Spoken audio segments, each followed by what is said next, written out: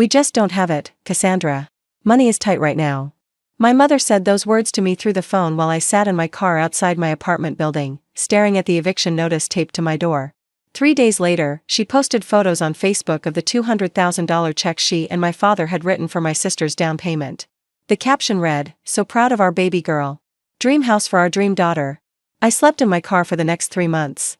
But what none of them knew was that inside my body, I carried something my sister would one day need more than any house. And when that day came, I would finally have the answer I'd been waiting 5 years to give. My name is Cassandra Whitmore, and I was born 8 minutes before my twin sister Juliana. 8 minutes. That's all it took for my parents to decide which one of us mattered. Growing up in Scottsdale, Arizona, we were supposed to be identical. Same brown hair, same hazel eyes, same heart-shaped face. But from the moment we could walk, our parents treated us like we were different species entirely. Juliana was the pretty one, even though we had the same face. Juliana was the smart one, even though we had the same grades. Juliana was the talented one, even though we took the same piano lessons and I was the one who actually practiced. The favoritism wasn't subtle. It wasn't something I imagined or exaggerated in my memory. It was documented, exposed, laid bare in photo albums where Juliana appeared on every page and I was lucky to show up twice. When we turned 16, Juliana got a brand new Mustang convertible. I got her old bicycle with a flat tire and a note that said, "This will be good for your health." When we graduated high school, Juliana got a 4-year full ride to ASU, paid for by our parents. I got a pamphlet for community college and a reminder that not everyone is meant for university. When Juliana got engaged at 24, our parents threw her a $50,000 wedding at a resort in Sedona. When I got engaged at 26, my mother asked if we could keep it small, because they were still recovering from Juliana's wedding. I kept it small. I got married at the courthouse. My parents didn't attend. The breaking point came when I was 28 years old. My husband Derek and I were struggling. He had been laid off from his construction job, and my salary as a preschool teaching assistant barely covered our groceries, let alone our $1,200 monthly rent. We had burned through our savings, maxed out our credit cards, and sold everything we owned that was worth more than $20. When the eviction notice appeared on our door, I swallowed every ounce of pride I had and called my parents. "Mom, I need help. We're about to be homeless. I just need $500 to buy us more time. I'll pay you back as soon as Derek finds work." There was a long pause on the other end of the line. I could hear my father in the background, asking who was on the phone. My mother covered the receiver and murmured something I couldn't make out. "Cassandra," she said finally, her voice heavy with what I now recognize as rehearsed reluctance, "we just don't have it. Money is tight right now. Your father's business hasn't been doing well, and we've had unexpected expenses. Mom, it's $500. I'm not asking for a gift. It's a loan. I'll pay interest if you want. I'm sorry, sweetheart. We simply can't spare it. Maybe you could ask Derek's family?" Derek's family was worse than mine. His father had been out of the picture since he was 3, and his mother had died of cancer 2 years earlier. We had no one. "Please, Mom. I'm begging you. We're going to be on the street." Another pause. Another muffled conversation with my father. "Have you considered moving in with Juliana?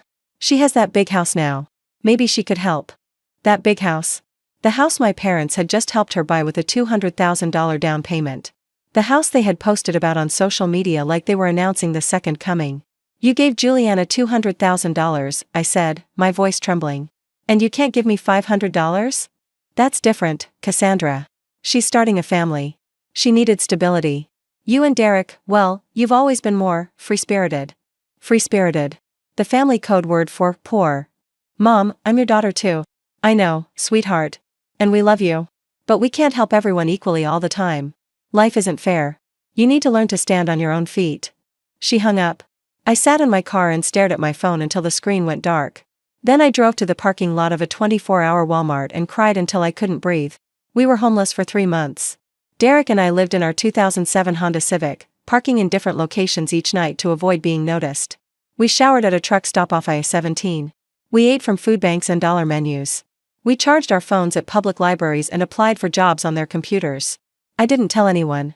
Not my coworkers, not my friends, not the children I taught every day who had no idea that their teacher went home to a back seat instead of a bed. The shame was suffocating, but the betrayal was worse. Every few days, I would see updates from my family on Facebook. Juliana posting photos of her newly renovated kitchen. My mother sharing pictures of the nursery they were setting up for Juliana's baby. My father commenting, "So proud of my girls," on posts that never included me. I was invisible. I was erased. And I started to wonder if I had ever really existed to them at all. After 3 months, Derek finally got a job at a warehouse. It wasn't much, $16 an hour, night shifts, no benefits, but it was enough to get us into a tiny studio apartment in a rough part of Phoenix. We slept on an air mattress for 6 months until we could afford a real bed. Slowly, painfully, we rebuilt. Derek got promoted. I went back to school, taking night classes to finish my teaching degree. Within 2 years, I had a real teaching job at an elementary school, my own classroom, my own students, my own sense of purpose. We bought a small house in Mesa, nothing fancy, just a 2-bedroom fixer-upper that we renovated ourselves on weekends. We adopted 2 rescue dogs. We built a vegetable garden in the backyard. And we decided we didn't need my family anymore. I stopped calling.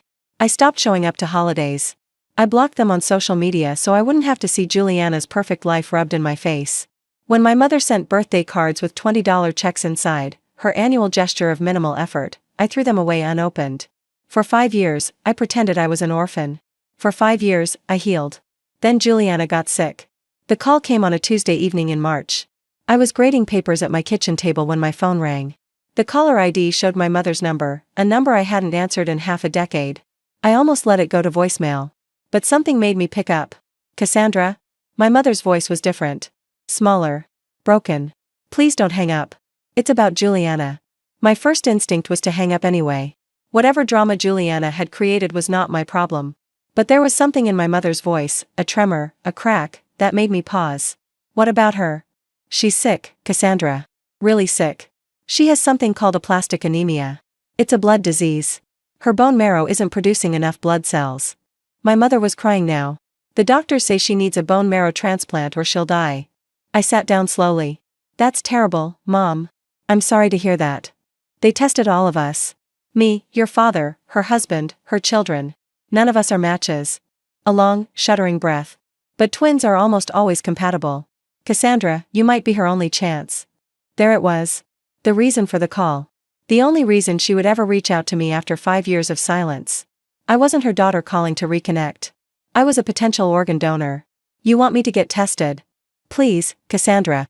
I know things have been difficult between us. But this is life or death. She could die without a transplant. She has 2 children who need their mother. Please. I thought about those 3 months in my car. I thought about the Facebook post celebrating Juliana's dream house while I rationed peanut butter sandwiches. I thought about every birthday card thrown unopened in the trash, every phone call I never made, every holiday I spent alone because my own family had decided I wasn't worth $500. I need to think about it, I said. What do you mean, you need to think about it? This is your sister's life. And where was that urgency when it was my life? When I was sleeping in my car? When I was begging for help and you told me money was tight while you handed Juliana a house on a silver platter? Silence. A long, terrible silence. I'll call you back, I said, and hung up. I didn't sleep that night. I lay in bed next to Derek, staring at the ceiling, wrestling with a question that had no good answer. On one hand, Juliana was my sister. We had shared a womb, shared a childhood, shared DNA. If I could save her life and chose not to, what did that make me? On the other hand, she had never been my sister in any way that mattered. She had watched our parents destroy me and never said a word. She had lived in her dream house knowing I was homeless and never offered a single room. She had enjoyed her privileged status without ever questioning why I was treated like garbage. Did I owe her my bone marrow? Did I owe her anything? You're thinking about the call, Derek said softly. He wasn't asleep either. I don't know what to do. Yes, you do. He rolled over to face me. You already know what you're going to do. You're just trying to figure out how to live with it. What if I say no? What if she dies and I could have saved her? Then she dies and you live with that choice forever. He took my hand. But what if you say yes? What if you go through a painful medical procedure for people who threw you away like trash? What if you save her life and they still treat you the same way? Could you live with that? I thought about it. Really thought about it. I need to see her, I said. I need to look her in the eye before I decide anything. The hospital was cold and sterile, all white walls and beeping machines. My mother met me in the lobby. She looked older than I remembered, grayer, thinner, smaller somehow. When she saw me, she rushed forward like she was going to hug me, then stopped, uncertain.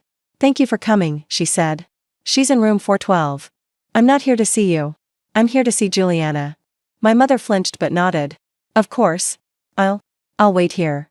I walked down the hallway alone, my heart hammering with every step. I hadn't seen my sister in 5 years.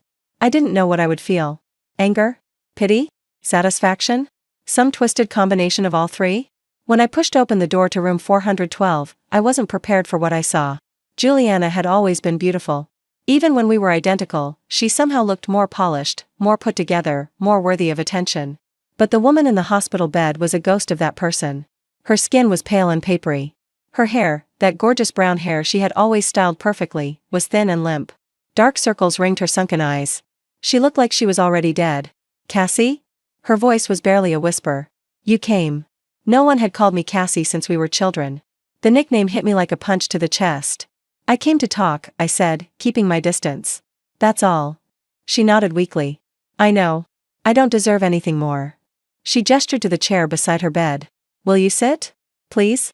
I'm too tired to raise my voice. I sat. For a long moment, neither of us spoke. The only sound was the rhythmic beeping of her heart monitor, steady but slow. "I'm sorry," she said finally. "For everything." "Which part?" "The part where you watched Mom and Dad treat me like a second-class citizen for our entire childhood? The part where you accepted a $200,000 down payment while I was being evicted? The part where you lived in your dream house knowing your twin sister was sleeping in a car?" Tears were streaming down her face. "All of it. I'm sorry for all of it. Sorry doesn't give me back those 3 months, Juliana. Sorry doesn't fix 28 years of being invisible." "I know." She was sobbing now, her weakened body shaking with the effort. "I know it doesn't. I was selfish. I was so caught up in being the favorite that I never stopped to think about what it was doing to you. I told myself you were fine, that you didn't need help, that you were strong enough to handle it on your own. But I was lying to myself because the truth was too ugly." "What truth?" She looked at me with those sunken, haunted eyes. "That I liked being the favorite. That I liked getting everything while you got nothing. That I built my perfect life on top of your suffering and I never once tried to change it." I didn't respond. I couldn't. The honesty of her admission had knocked the wind out of me. "I don't deserve your bone marrow," she continued. "I don't deserve your forgiveness. I don't deserve anything from you. But I'm asking anyway. Not for me, I've made peace with dying. But for my kids. Harper is 7. Mason is 4. They don't understand why Mommy is sick. They don't understand why she might not come home." She reached out and took my hand. Her grip was so weak, so fragile, that I could have broken free without any effort at all. "You have every right to say no. You have every right to let me die and walk away knowing that I got exactly what I deserved. But if there's any part of you that can find mercy for 2 innocent children who didn't choose their mother, please. Save me for them." I left the hospital without giving an answer. I drove home in silence, walked inside, and sat on my couch for 4 hours without moving. Derek brought me water. The dogs lay at my feet. And I thought about Mercy. I thought about the 3 months in my car, the shame, the hunger, the cold. I thought about the $500 my parents wouldn't spare and the $200,000 they gave away like it was nothing. I thought about every birthday ignored, every achievement dismissed, every moment I spent feeling like I was worthless. And then I thought about Harper, age 7, asking why Mommy was sick. I thought about Mason, age 4, too young to even understand what death meant. They didn't deserve to lose their mother. Not because of my pain. Not because of my revenge. I called my mother the next morning. "I'll do it," I said. "But I have conditions." The bone marrow extraction was painful. More painful than I expected. They put me under general anesthesia and used needles to draw marrow from my hip bones. When I woke up, I felt like someone had beaten me with a baseball bat. The recovery took 2 weeks, 2 weeks of soreness, exhaustion, and wondering if I had made the right choice. But I didn't do it alone. Derek was there every day, bringing me food, helping me walk, reminding me why I had chosen mercy over vengeance. And my conditions, the non-negotiable terms I had given my mother, were being met. First, my parents would publicly acknowledge, in writing, the decades of favoritism and the harm it caused.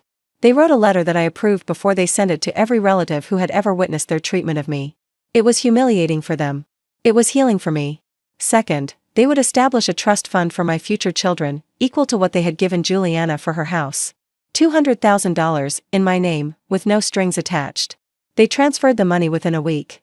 Third, Juliana would tell her children the truth when they were old enough, that their Aunt Cassandra saved their mother's life, and that their family had not always treated her with the love she deserved. She agreed without hesitation. Fourth, I would decide the terms of any future relationship. If I wanted to reconcile, we would reconcile. If I wanted to remain distant, they would respect that. No guilt trips, no pressure, no manipulation. They agreed to everything. The transplant was successful. Juliana's body accepted my marrow. Within 3 months, her blood cell counts were returning to normal. Within 6 months, she was in remission. Within a year, she was healthy enough to watch her daughter's dance recital and her son's first t-ball game. I watched from a distance at first. I wasn't ready to be part of the family again, not after everything that had happened. But Juliana kept her promise. She sent photos of the kids with cards that said, "Thank you for giving us our mom." She wrote letters updating me on her recovery, never asking for more than I was willing to give. Slowly, I started to respond. We had coffee, just the two of us, 1 year after the transplant.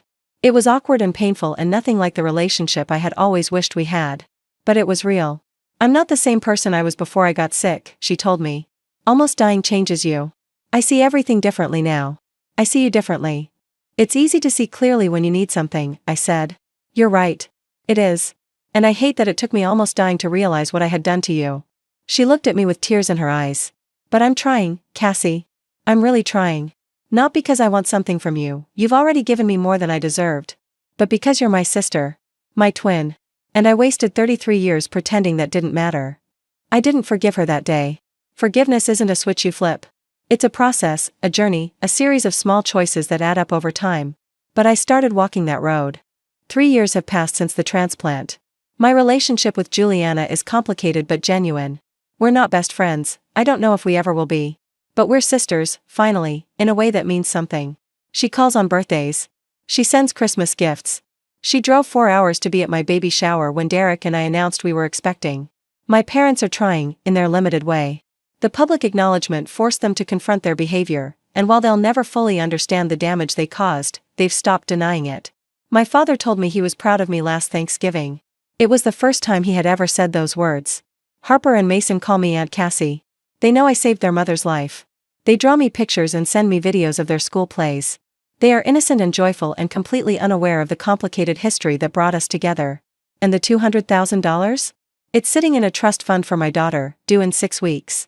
She'll never know what it cost me to get it. She'll just know that her family loves her, all of her family, equally, without condition. People ask me if I regret saving Juliana's life. If the years of pain and betrayal made me hesitate. The truth is, yes. I hesitated. I questioned. I almost said no. But I didn't say no. Because revenge would have felt good for a moment, but mercy lasts forever.